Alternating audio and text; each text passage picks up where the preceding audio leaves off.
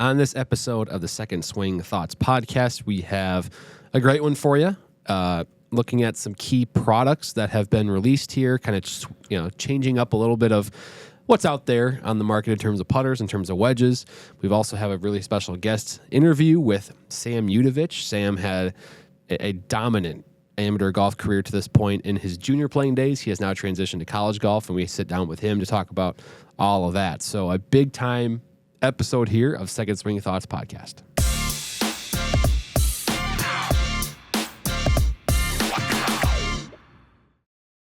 Hey there, golfers. I'm Drew Mahowald of Second Swing Golf, joined here by Sean Bauer in the studio. Another Second Swing Thoughts podcast episode.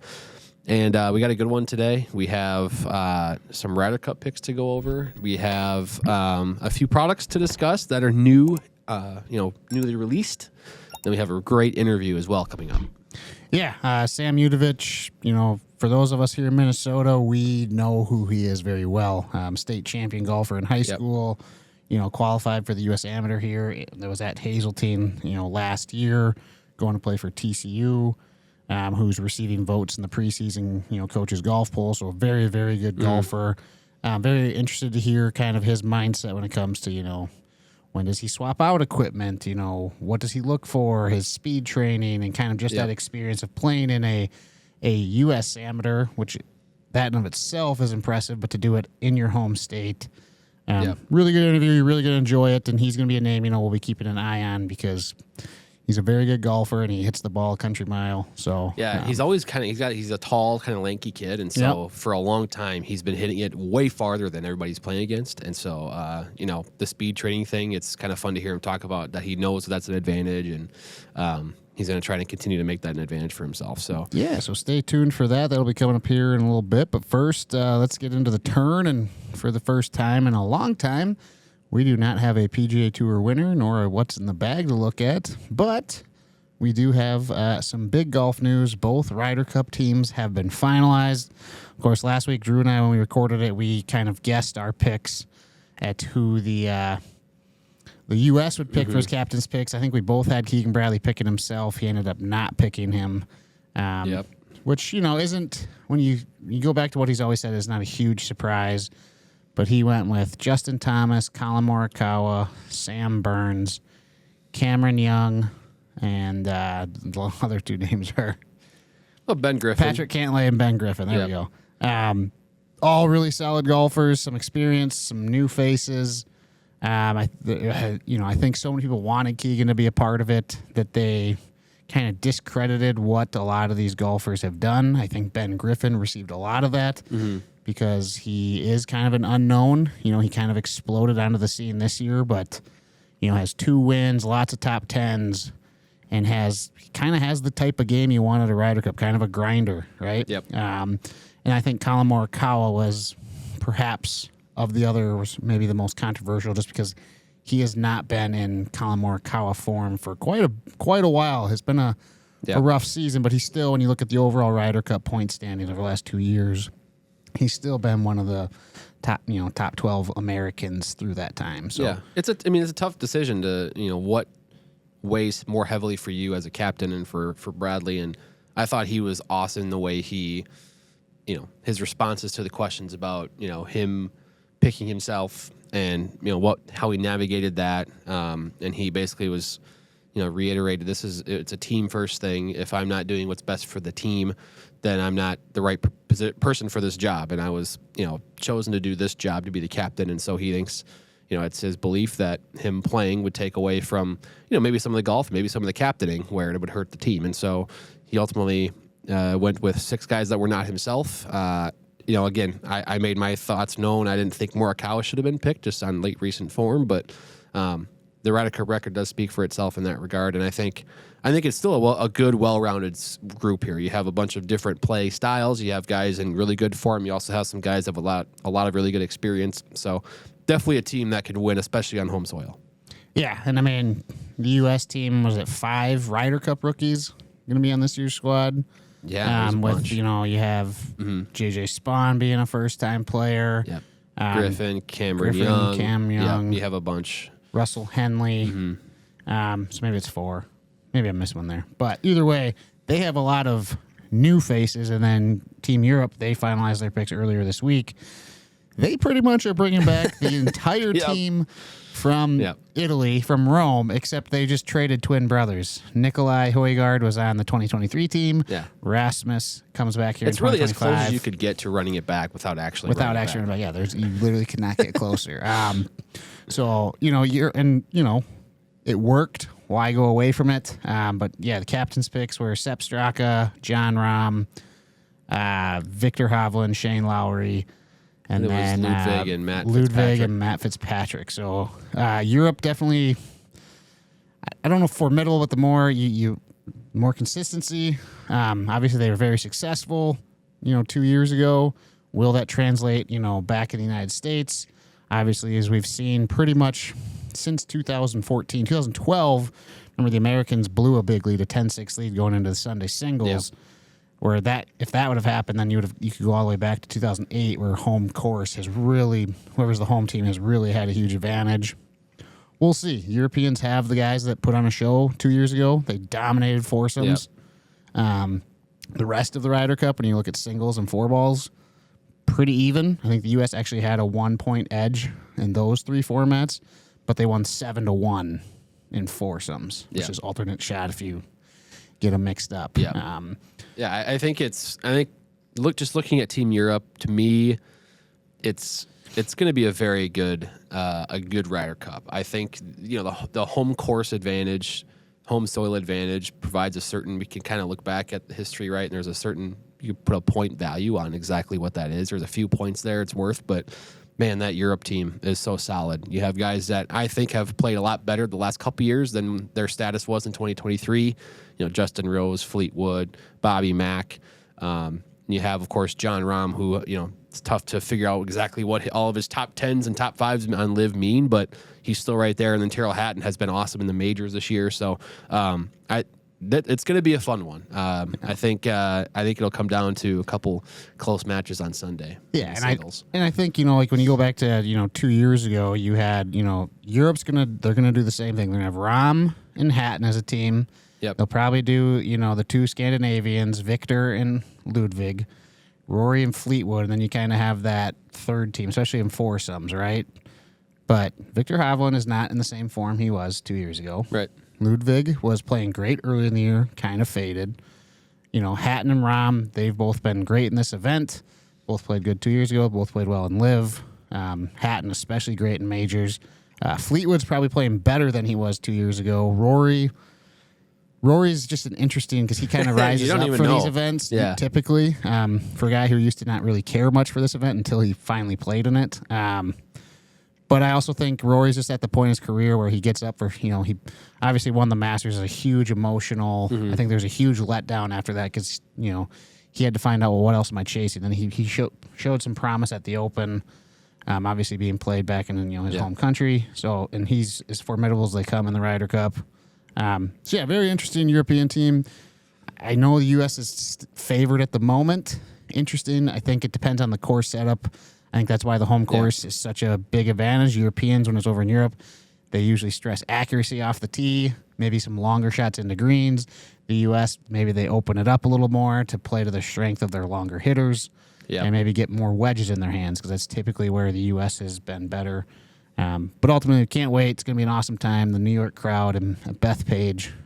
It'll be fantastic. Really looking forward to that. Those rookies on the Team U.S. or on the U.S. side are going to be the different. There's enough rookies there that doing it for the first time, if they can embrace it and thrive in it, I think. And remember, when they were going to 2023, the U.S. had just the most lopsided win ever in 2021. Yep. Brought over a bunch of the same guys. Now, there wasn't the whole team. And so people are thinking, well, this is the year the U.S. finally ends their winless drought in Europe, and then they just got steamrolled right out of the gates. Yep. So sometimes what you did 2 years ago doesn't really matter when it comes down to it. But yeah, so that's September, we're really 3 weeks from this weekend, so fast approaching. But let's get into some club news here. We got, first foremost, we got a new wedge coming out here this week, available for pre-order, the TaylorMade MG5. It's a fully forged wedge. Obviously, looks really sharp.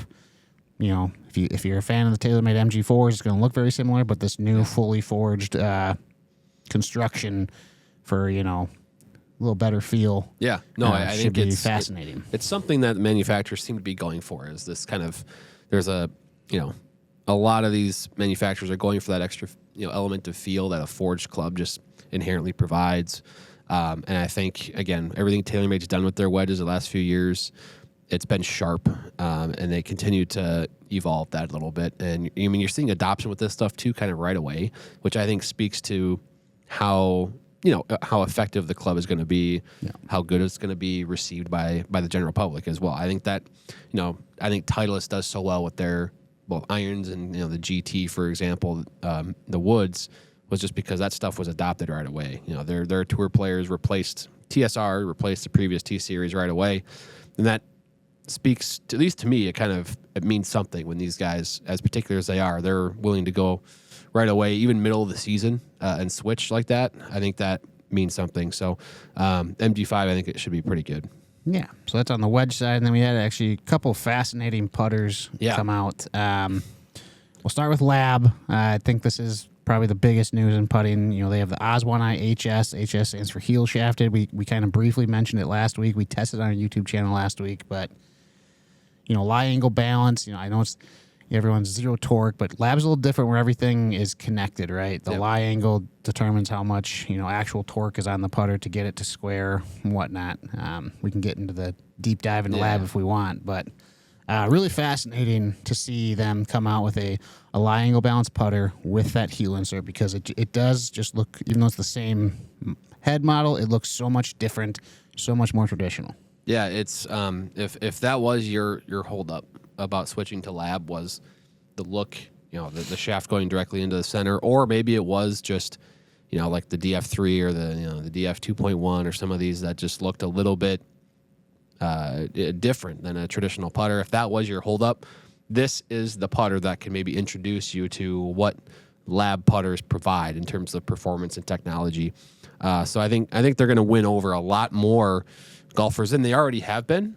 With this model, it really looks clean, but still provides all the tech and the design features that they've been able to pack into their other putters. Yeah, and the whole thing is the connection, right, where the shaft goes into the putter. They call it, instead of calling it a hosel, they call it a riser, and depending on which lie angle you want, that determines which riser you get in there, whether it's a little more, a little less, and that's how they keep the lie angle balance. Yeah. To their standards, right? So pretty interesting. I know you and Jake got to go test them. Yeah. And Jake, by the way, if you haven't seen the YouTube video yet, Jake, currently plays in Oz.1i, but prior to this, wasn't playing the HS.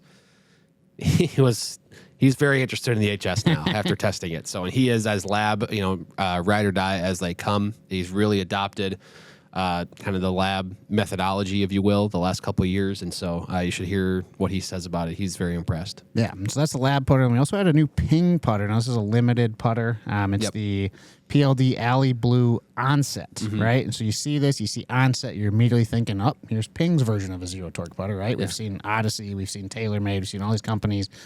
No, that's not what Ping did. Instead, it has 15 degrees of about toe hang there. So it's kind of, for that slight arc in your putting stroke. Really sharp looking, and the biggest thing is with that, where the shaft goes kind of into that heel, it's off center, but it's onset. It provides you kind of a unique alignment. And you've seen Corey Connors plays with this, Jennifer Kupcho on the LPGA tours. You've seen this putter out there. I think it's one of the sharpest looking ballots I've seen. It's not totally different from what we call, low torque or zero torque. Some of those features are the same. The kind of onset of the shaft there, or the shaft kind of going into the club head, a little bit of a different spot. I mean, there are some things that are similar, but I think it's cool that this is truly a model that was like developed almost purely from tour testing. They went to their, the top Ping tour pros that were looking for something to try to help their putting, and they had been working with this. If you've been paying attention to, pro golf, you've maybe been seeing something like this in the hands of Corey Connors, especially, all year long. And then they finally kind of have, refined it and perfected it for, this limited release here. So this kind of unique, different way of approaching putter construction or putter design, it seems to be taking over the game, and Ping has their twist on it here. Yeah, now, unique thing about this one, there's really no customization to it. It's pretty much set with 3 degrees aloft, 70-degree lie angle. So it's a niche niche putting market, but if that sounds right up your alley, just nice. Make sure you check it out and come to any second swing, get fit, and see if it's a fit for your stroke. But that wraps up the turn this week. We got PGA Tour golf coming back here, and so should be getting right back into the full swing of things. But before we get to there, let's go sit down with Mr. Sam Udovich. Yeah, again, awesome discussion with Sam. Kind of gives us a look into how he's become what he's become, which is just he had a one heck of a junior golf career. And now he's transitioning to that Division I high-level college golf here. Talks about playing, AJGA. Talks about how he's been able to build this kind of resume for himself. So really good conversation here with Sam, who's been getting fit at second swing this whole time. Awesome young man and golfer here.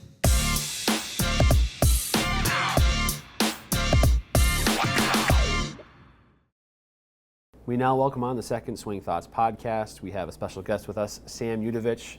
A very, very accomplished high school golfer, amateur golfer. You have 2 state titles. You have 2 AJGA victories. You've played in some significant events, Sam. So thank you for joining, first of all. This will be a lot of fun. I guess my first question for you, just to get things rolling, is how did you get into golf? Like, how young did you start playing, and when did it become a serious interest for you? I've been playing my literal entire life since I was in diapers walking around the house. So my dad kind of got me into it.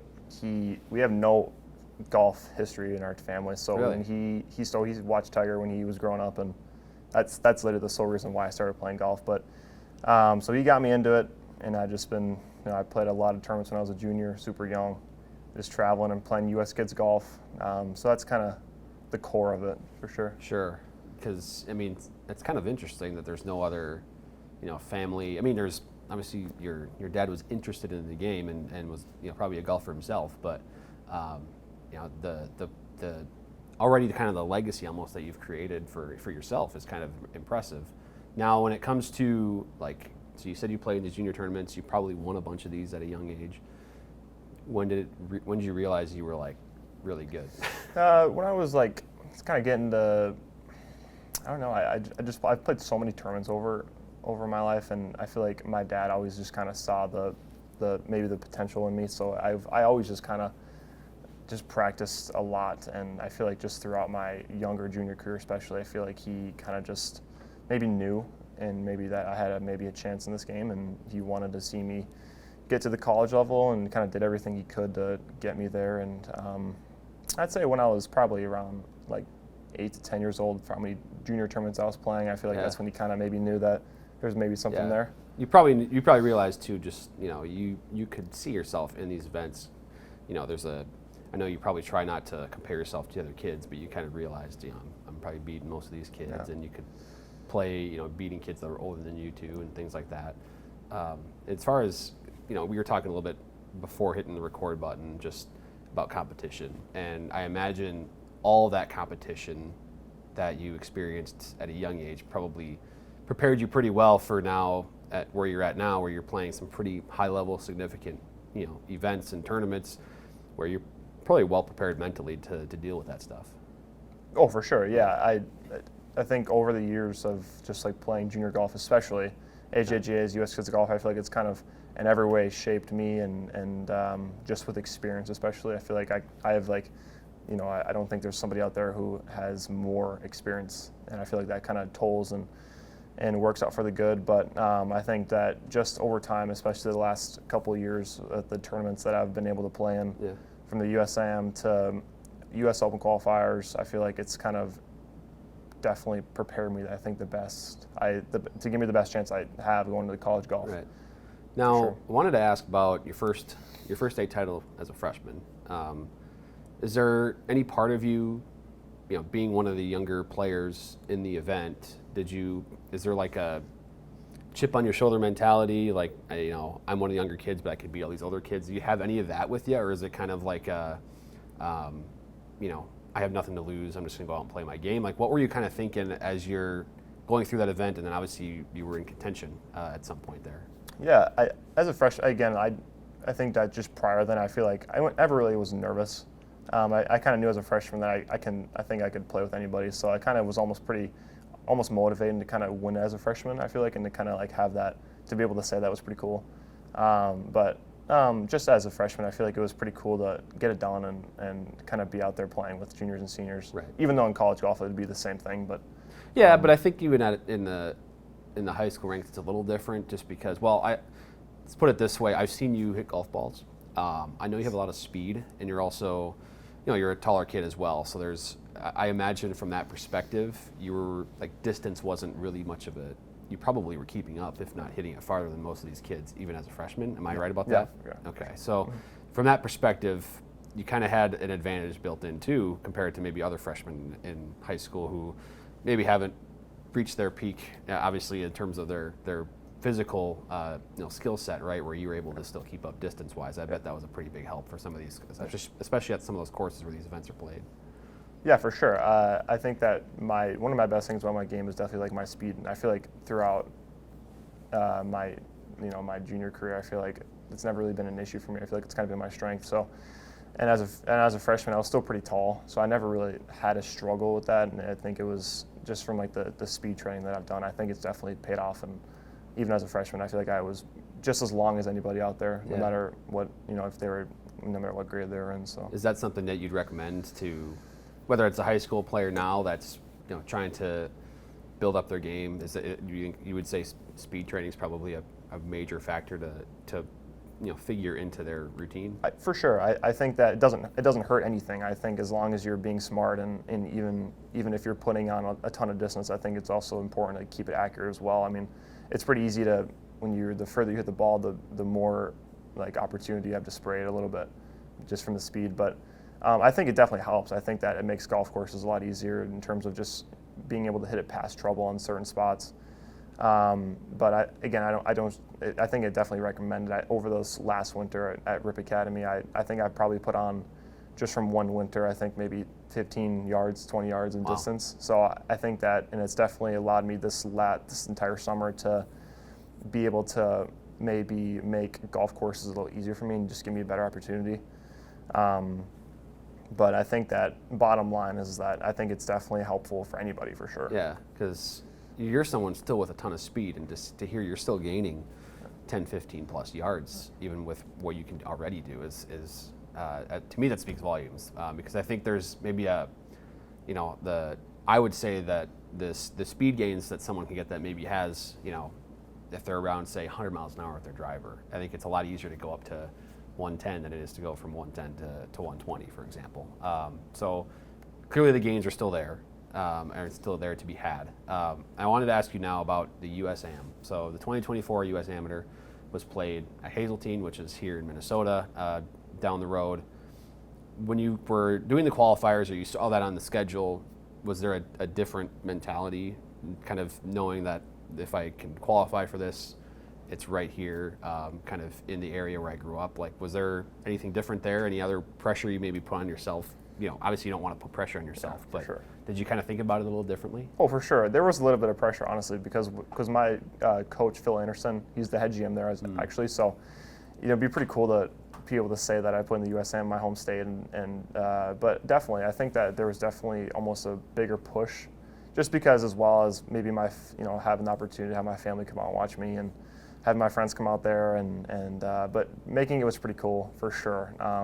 Especially being able to play Hazeltine. I probably played it, 10 times beforehand, and I kind of got to know the course pretty well. But it was such a cool experience, and to be able to see all the people out there and at a place that I know so well, it was pretty cool. So. How awesome. Now, having what you said about having played there before a little bit, so you knew the course. What could you tell us about what they did to the course to, for a lack of a better term, trick it up for the USAM? I'm curious about your thoughts on that, because, I, having played the State Am, for example, which is a very different event, but that to me was really tough, and they tricked it up there. So now I imagine at the USGA level, it's a similar, if not even more tricked out thing. Yeah, the hardest thing I think everybody would kind of vouch for me, but was just the rough. When we played the State Am, I'm sure that there was a couple shots where you had for everybody that the rough was just unbelievable. But like at Hazeltine, like when you were at some spots where you were just walking, you couldn't even like see your shoes. Like it was that hard. But not even with that. But I mean, if you miss a green, like you're even just 2 feet off the green, I mean, the rough is, I mean, it's brutal. Like, it's hard to even find your balls. I talked to a couple people, and some people, like, literally lost their ball that was literally just, just missed the green. But not even with that, but just, like, it was pretty windy at times out there. Okay. But as well as how firm it was, like, they made the greens, I mean, so quick and firm, and you just had to put the ball perfect every single hole, or else the opportunity to make a big number was there, and it was just tough. Yeah, that's. I imagine now at your level, you're kind of accustomed to playing difficult courses and kind of the mental hurdle that it is, but B, the physical challenge of just the added focus of controlling your golf ball, hitting fairways, hitting greens, obviously matters a lot. So, with that said, I wanted to talk club fitting as well because I know you've been working with Second Swing, Tyler Fitzel. You guys have been working together a lot. What, in general, I guess, just what is your perspective on why it's important to play stuff that's fit for your game? Obviously, you're at among the highest levels in the game in terms of competition, but I'm sure it's a nice little mental confidence boost, if you will, to put down your clubs and be like, yeah, this is exactly what I need. Yeah, I think it's extremely important. I think especially for golfers who are definitely maybe, whatever you say, maybe average or something. Mm-hmm. I think that, I've been working with Tyler for a long time, and he puts the best club in my hand, and I trust him, and it's always great to get fitted. But I think it's extremely important. I think that, my clubs are fit for my game personally, and I think that even though it's for somebody who's maybe just getting into golf, it definitely makes a difference for sure, 100%. Whether if that's distance or control or length of your club. I mean, golf is such a game of just picking out little things, and I think that especially at some of the tournaments that I've played and been to, I think that you need to just have the club that has the best opportunity for you, but it does make a big difference for sure, and it's a big part of it. How often are you changing clubs in your bag or making a switch? Is it a rigorous testing process for you, or is it just kind of, if Tyler says, hey, this is going to be better for you, you just throw it right in? Kind of whatever Tyler says. I honestly just kind of keep the same club in my bag, and the only time I really ever switch is if for example, like a wedge, if my grooves are so worn out that I need to switch, or maybe if there's a new model that he wants me to try out that he thinks that can make a big difference. I think for sure I'll give it a shot, but I'm a kind of a guy and a golfer who definitely stays with what he's got and just kind of grooves it out and uses it until it's worn out or something breaks or. Yeah. Okay. You see, there's different philosophies that I see with high level players like yourself. I feel like you're on one end of the spectrum where it's like, if it's not broke, don't fix it. Obviously, to a point, if Tyler sees something that's pretty remarkable in numbers or some of the stuff that he does with other fittings, it's like, you got to try this. But I think there's also a lot of players out there that are just like, I need whatever's the newest thing. I need any type of maybe advantage I can get. So that's kind of fascinating to hear on that you're on sort of that one side maybe of the spectrum there. As it pertains to what's coming now in the future, so you've played all these events kind of throughout your high school career, so to speak, and I guess we're now at a point where your junior golf career is over, right? And you got college golf coming up now. So how are you mentally preparing yourself, or physically preparing yourself for what is to come in the college golf ranks? I know you're playing at TCU, so that's obviously very cool, and we congratulate you on that. Yeah, thank you.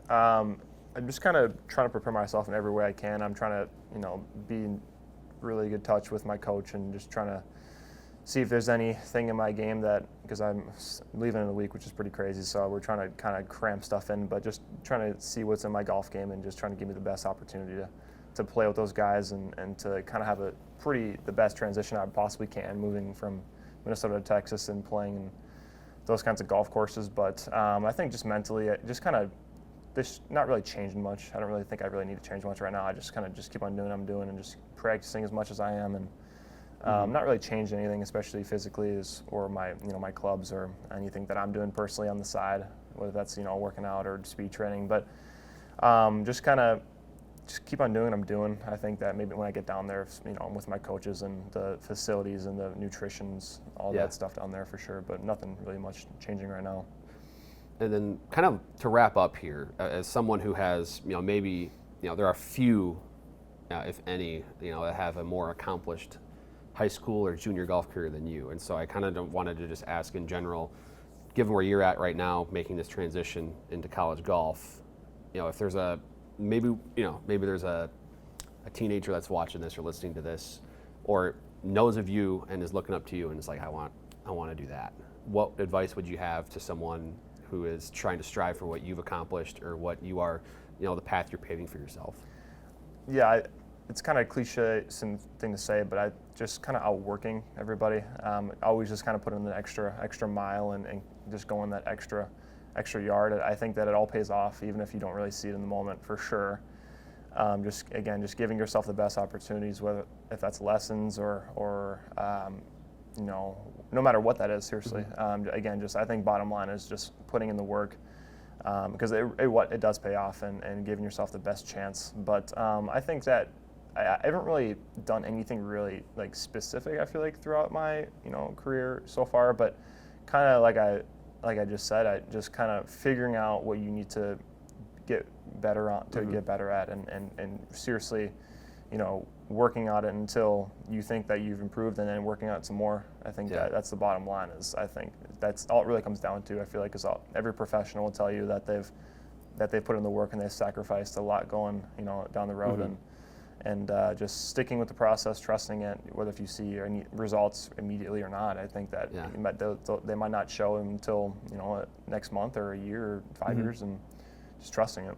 It's probably a nice confidence boost as well to know that you've probably worked harder than everybody you're competing against. I bet that's kind of a nice little mental edge that you have as well, knowing in any of these events that you've worked just as hard or harder than anybody you're playing against. Yeah, for sure. Phil, my coach, tells me before almost every tournament to know that I've put in the work. Like, he sends me texts basically saying the same thing every time, which is kind of a nice little reminder that, to know that I have put in the work and that I don't really need to stress about that specifically, and to know that no matter what shot I'm hitting, I've done it before, and just have fun. He always sends me bottom line of a text just saying have fun, and just enjoying the moment, and just being present, being where my feet are, and having fun. So awesome. Yeah. Well, Sam, we wish you the best of luck in your college golf career now. I know it's going to be a lot of fun. We know you're going to do some pretty big things. So we thank you for spending some time with us here on the Second Swing Thoughts podcast. Yeah, thank you.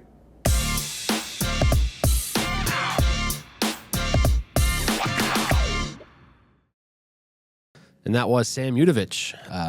Now, as of recording this, he is on campus or with his team at TCU now.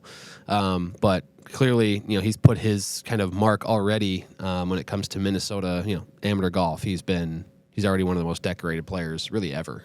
Yeah, I was most fascinated with his speed training, how a guy that already hits it long, sitting there speed training just in one off season or one winter, and he's adding like 10, 15 yards. I mean, that's really, really impressive. It also goes to show you the value of speed training if you're someone looking for distance. That's a great way to go about it, kind of.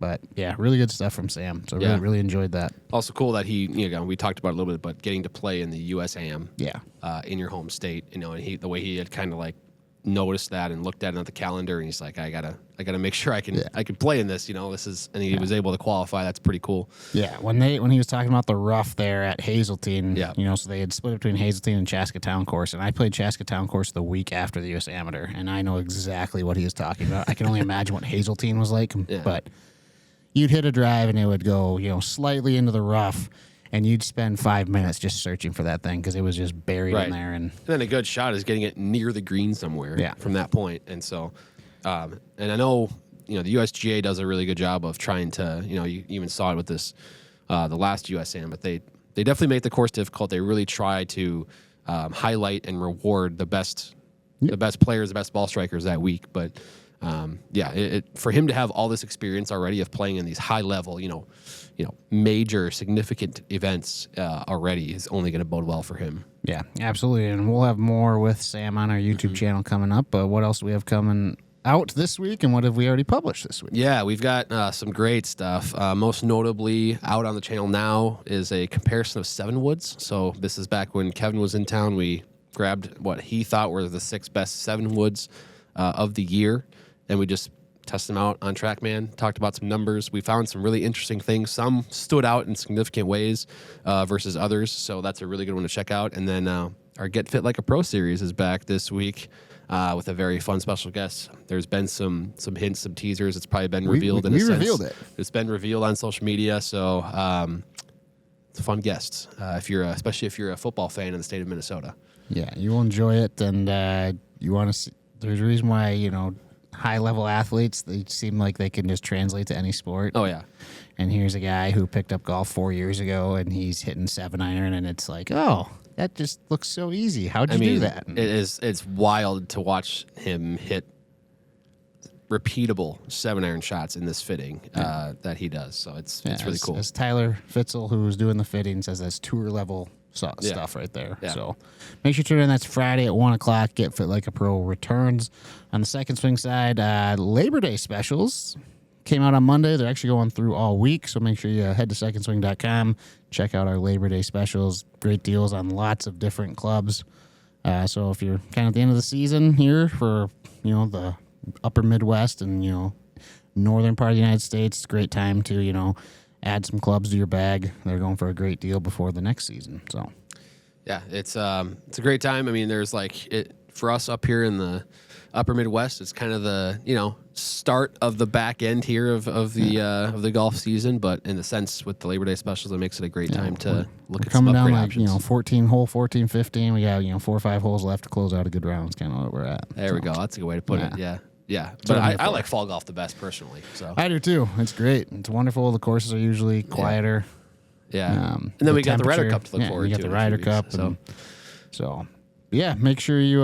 Thanks for tuning in. Make sure you hit that subscribe button here on the YouTube channel. If you're listening on your podcast platform, make sure you subscribe and follow us there so you can stay up to date on all things Second Swing Thoughts.